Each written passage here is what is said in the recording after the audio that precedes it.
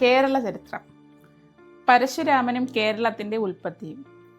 പരശുരാമൻ ഗോകർണം മുതൽ കന്യാകുമാരി വരെ തൻ്റെ മഴു എറിഞ്ഞപ്പോൾ സമുദ്രം പിൻവാങ്ങുകയും അങ്ങനെയാണ് കേരളം രൂപം കൊണ്ടതെന്നും വിശ്വസിക്കപ്പെടുന്നു.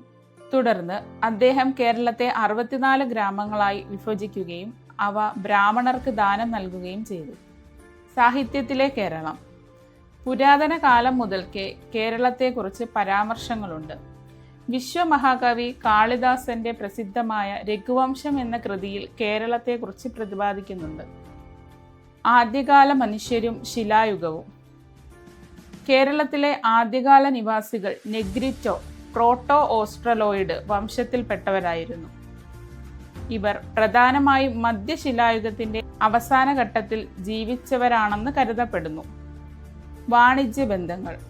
നമ്മുടെ നാടിന് വളരെ പണ്ട് മുതൽക്കേ വിദേശ രാജ്യങ്ങളുമായി ബന്ധമുണ്ടായിരുന്നു. BC 3000 മുതൽക്കേ കേരളത്തിന് സിന്ധു നദീതട സംസ്കാരവുമായി സമുദ്രമാർഗം വ്യാപാര ബന്ധം ഉണ്ടായിരുന്നു. ഇടയ്ക്കൽ ഗുഹകളും ലിപികളും. വയനാട് ജില്ലയിലെ അമ്പുകുത്തി മലനിരകളിലാണ് വിശ്വപ്രസിദ്ധമായ ശിലഗുഹകളായ ഇടയ്ക്കൽ ഗുഹകൾ സ്ഥിതി ചെയ്യുന്നത്. ഈ ഗുഹയിലെ ലിഖിതങ്ങൾ ദ്രാവിഡ ബ്രാഹ്മി ലിപിയിലുള്ളവയാണ്. പ്രധാന ചരിത്ര കേന്ദ്രം. മലബാർ മേഖലയിലെ ഫറോക്കിനടുത്തുള്ള ചാത്തൻപറമ്പ് കേരളത്തിൽ അറിയപ്പെടുന്ന ഒരു പ്രധാന ചരിത്രോതീത കാല കേന്ദ്രമാണ്. കേരളത്തിലെ മതങ്ങളുടെ വരവ്. പ്രാചീന കേരളവും ജൈന ബുദ്ധ മതങ്ങളും. കേരളത്തിലെ ഏറ്റവും പുരാതനമായ ആരാധനാരീതികൾ ദ്രാവിഡ സ്വഭാവമുള്ളവയായിരുന്നു. എന്നാൽ BC 3-ാം നൂറ്റാണ്ടോടെ മാറ്റങ്ങൾ കണ്ടു തുടങ്ങി. ജൈനമതം. BC 3-ാം നൂറ്റാണ്ടിലാണ് ജൈനമതം കേരളത്തിലെത്തിയത്. ഇരിഞ്ഞാലക്കുടയിലെ പ്രശസ്തമായ കൂടൽമാണിക്യം ക്ഷേത്രം ഒരു കാലത്ത് ഭരതന് സമർപ്പിക്കപ്പെട്ട ജൈന ക്ഷേത്രമായിരുന്നു. ബുദ്ധമതം. അശോക ചക്രവർത്തിയുടെ കാലത്ത് ബുദ്ധമതവും ഇവിടെ പ്രചരിച്ചു. സംഘകാല കൃതിയായ മണിമേഖലയിൽ ബുദ്ധമതത്തിന്റെ വ്യാപനത്തെക്കുറിച്ച് വ്യക്തമായി പറയുന്നുണ്ട്. കൊല്ലം ജില്ലയിലെ കുന്നത്തൂർ, കരുനാഗപ്പള്ളി താലൂക്കുകളിൽ നിന്നും നിരവധി ബുദ്ധവിഗ്രഹങ്ങൾ കണ്ടെത്തിയിട്ടുണ്ട്. അമ്പലപ്പുഴയ്ക്കടുത്തുള്ള കരുമാടിക്കുട്ടൻ എന്നറിയപ്പെടുന്ന വിഗ്രഹം ഇന്നും പ്രശസ്തമാണ്. 8-ാം നൂറ്റാണ്ടോടെയാണ് ബുദ്ധമതം കേരളത്തിൽ ക്ഷയിക്കാൻ തുടങ്ങിയത്. ക്രിസ്ത്യൻ ജൂതമതങ്ങളുടെ വരവ്. ക്രിസ്തുമതം. AD 52-ൽ സെന്റ് തോമസ് വഴിയാണ് കേരളത്തിൽ ക്രിസ്തുമതം എത്തിയത്.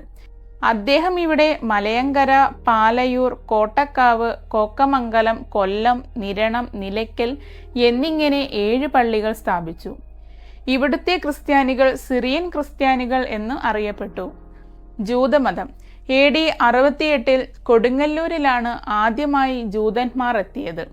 പിന്നീട് 1567-ൽ മട്ടാഞ്ചേരിൽ പ്രശസ്തമായ വൈറ്റ് ജ്യൂസ് സിനഗോഗ് നിർമ്മിക്കപ്പെട്ടു.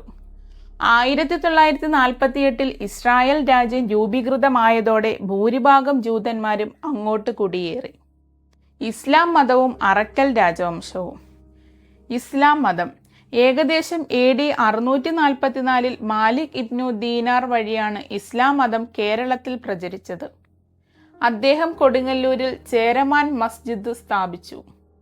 അറക്കൽ രാജവംശം. കേരളത്തിലെ ഏക മുസ്ലിം ഭരണകൂടമായിരുന്നു കണ്ണൂർ കേന്ദ്രമായുള്ള അറക്കൽ രാജവംശം. ഇവിടുത്തെ പുരുഷ ഭരണാധികാരിയെ അലി രാജ എന്നും സ്ത്രീ ഭരണാധികാരിയെ അറക്കൽ ബീവി എന്നും വിളിക്കുന്നു. കേരളത്തിലെ പോർച്ചുഗീസ് കാലഘട്ടം. വാസ്കോഡ ഗാമയുടെ വരവ്. 1498 മെയ് 20. കേരള ചരിത്രത്തെ മാറ്റിമറിച്ച ദിവസമായിരുന്നു അത്. പോർച്ചുഗീസ് നാവികനായ വാസ്കോഡ ഗാമ സെന്റ് ഗബ്രിയേൽ എന്ന കപ്പലിൽ കോഴിക്കോട്ടെ കാപ്പാട് തീരത്തിറങ്ങി. അന്നത്തെ പോർച്ചുഗീസ് രാജാവായിരുന്ന ഡോം മാനുവലാണ് അദ്ദേഹത്തെ അയച്ചത്. കോഴിക്കോട് വെച്ച് അദ്ദേഹത്തെ സ്വീകരിച്ചത് അവിടുത്തെ ഭരണാധികാരിയായ സാമൂതിരിയായിരുന്നു. പിന്നീട് കോലത്തിരി രാജാവിന്റെ ക്ഷണപ്രകാരം അദ്ദേഹം കണ്ണൂരിലുമെത്തി. ഗാമ 3 തവണ കേരളം സന്ദർശിച്ചിട്ടുണ്ട്. 1524-ൽ കൊച്ചിയിൽ വെച്ചാണ് അദ്ദേഹം അന്തരിച്ചത്. അദ്ദേഹത്തെ ആദ്യം അടക്കം ചെയ്തത് ഫോർട്ട് കൊച്ചിയിലെ സെന്റ് ഫ്രാൻസിസ് ചർച്ചിലായിരുന്നു. അൽബുക്കർക്കും പോർച്ചുഗീസ് ഭരണവും. ഗാമയ്ക്ക് ശേഷം വന്ന മറ്റൊരു പ്രധാന വ്യക്തിയാണ് അൽഫോൻസോ ഡി അൽബുക്കർക്ക്. ഇന്ത്യയിൽ പോർച്ചുഗീസ് സ്വാധീനം ഉറപ്പിക്കുന്നതിൽ അദ്ദേഹം വലിയ പങ്ക് വഹിച്ചു. കൊച്ചിയിൽ അദ്ദേഹം നിർമ്മിച്ച ഫോർട്ട് മാനുവലാണ് ഇന്ത്യയിലെ ആദ്യത്തെ യൂറോപ്യൻ കോട്ട. 1505 ഫ്രാൻസിസ്കോ ഡി അൽമേഡ പോർച്ചുഗീസുകാരുടെ ആദ്യ വൈസ്രോയിയായി നിയമിതനായി. രണ്ടാമത്തെ പര്യവേക്ഷണം നയിച്ചത് പെട്രോ അൽവാരസ് കബ്രോൾ ആയിരുന്നു. കുഞ്ഞാലിമരയ്ക്കാർമാരുടെ ചെറുത്തുനിൽപ്പ്. എന്നാൽ പോർച്ചുഗീസുകാർക്ക് കേരളത്തിൽ വലിയ എതിർപ്പുകളും നേരിടേണ്ടി വന്നു. സാമൂതിരിയുടെ നാവികപ്പടയുടെ തലവന്മാരായ കുഞ്ഞാലിമരയ്ക്കാന്മാർ അവരെ ശക്തമായി എതിർത്തു. ഹിറ്റ് ആൻഡ് റൺ എന്ന തന്ത്രമായിരുന്നു അവർ ഉപയോഗിച്ചിരുന്നത്.